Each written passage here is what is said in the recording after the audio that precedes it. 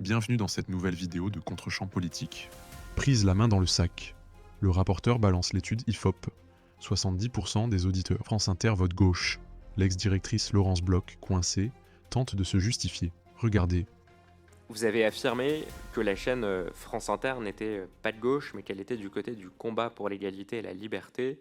Je vous cite encore, j'avais d'ailleurs trouvé un adjectif que je trouvais pertinent pour qualifier son identité, progressiste. Je crois que c'est dans votre livre à la page 140. Et lors de son audition, Madame Adèle Vendrette, directrice de France Inter, avait expliqué ce qu'elle entendait précisément lorsqu'elle avait déclaré dans une interview accordée au Figaro le 28 mars 2024, je la cite encore, « Les faits, c'est que nous sommes une radio progressiste et nous l'assumons ». Quelle est votre définition personnelle du progressisme et est-ce que vous n'avez pas l'impression que c'est une rupture majeure avec l'obligation d'honnêteté, d'indépendance et de pluralisme liée notamment aux chaînes de l'audiovisuel public? Alors, Adèle, elle avait plus de chance que moi parce qu'elle est philosophe. Donc, devant vous, elle a su décliner tous les termes du progressisme.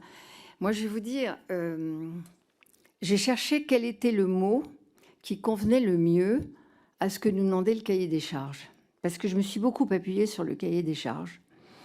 Et le cahier des charges, outre le fait d'informer, de divertir et d'enrichir culturellement les auditeurs, donc de l'information et de la transmission, il nous demande de faire de la cohésion. Et au fond, il est assez précis. Vous voyez, il demande de veiller à l'égalité homme-femme, il demande à lutter contre les discriminations, il demande à donner la place à chaque communauté sur nos antennes, il va même jusqu'à demander à donner notre attention à l'avenir de la planète et au développement durable. Et j'allais dire un peu facilement, j'ai considéré que, et je pense qu'ici tout le monde est d'accord, il s'agissait de progrès. Vous êtes très sensible à la situation des femmes, moi aussi, et travailler à l'égalité homme-femme, ça me semblait important. Je pense que d'ailleurs, si on travaillait le cahier des charges, on irait peut-être plus loin encore que ce que demande le cahier des charges d'aujourd'hui. Et par conséquent, j'ai trouvé que travailler à l'égalité homme-femme, travailler à l'attention au développement durable, à la planète, à la lutte contre les discriminations, c'était des progrès. C'est la raison pour laquelle j'ai utilisé cet adjectif. Merci. Merci pour votre réponse et votre définition. Si, par exemple, l'un de vos successeurs, directeur de France Inter, avait dit « Moi, je pense qu'il faut que France Inter soit une radio résolument conservatrice », est-ce qu'à l'inverse, vous auriez été choqué? Je leur ai dit de regarder le cahier des charges.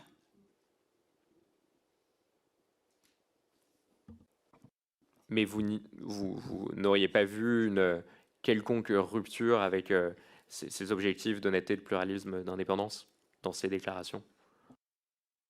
C'est une déclaration qui est quand même très liminaire, conservateur. Encore une fois, moi, le progressisme, je ne l'ai pas sorti de mon chapeau. Je l'ai sorti du cahier des charges.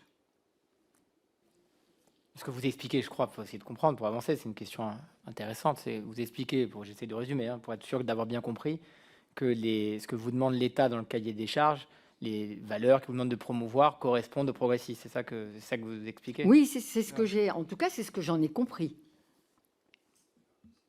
Merci pour votre réponse. Dernière question sur le sujet. Donc vous expliquez, la chaîne France Inter n'est pas de gauche. Elle est du côté du combat pour l'égalité et la liberté. Alors, j'ai regardé l'une des toutes dernières enquêtes qui analyse notamment l'audience de France Inter. C'est une étude de l'IFOP qui a été réalisée en 2025. Et on peut voir notamment que 70% des auditeurs de France Inter ont voté pour la gauche, contre à peine plus de 30% sur le plan national. Enfin, lors des dernières élections, il y a eu à peu près 30% de Français qui ont voté pour la gauche. Est-ce que vous maintenez votre analyse selon laquelle France Inter n'est pas une radio de gauche? Tout à fait. Je pense que c'est une enquête qui a été publiée par le journal Marianne. Moi, je pense que l'audiovisuel public et France Inter et les chaînes ne sont pas responsables du vote de leurs auditeurs ou de leurs téléspectateurs.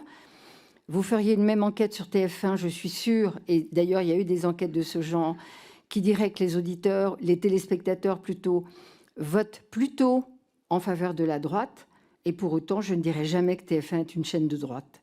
On n'est pas responsable du vote de ses auditeurs ou de ses téléspectateurs. Je vous remercie. Et quelles seraient les raisons alors qui feraient qu'il y aurait une forme de polarisation, notamment de l'audience, dans ces indicateurs qualitatifs? Qu'est-ce qui fait que on ne retrouverait pas autant de votants de droite et de gauche sur les différentes antennes radio et télé? Qu'est-ce qui fait qu'il y a une telle polarisation, que la droite regarde davantage TF1 et que la gauche écoute davantage France Inter? Quels sont selon vous les grands critères qui en sont à l'origine? Encore une fois, je peux pas vous répondre parce que quelque part tout est fait pour que ça s'adresse à tous les auditeurs. Donc là-dessus, j'ai pas de réponse. Même si Madame la ministre m'a dit ce matin qu'elle écoutait France Inter, je suis pas sûr que Rachida Dati soit de gauche. En tout cas, je l'ai pas compris comme ça, moi. Merci madame. Merci madame pour votre réponse. Dites-nous en commentaire ce que vous en avez pensé, et abonnez-vous pour ne rien manquer des prochaines séquences parlementaires. A très vite sur Contre-champ politique.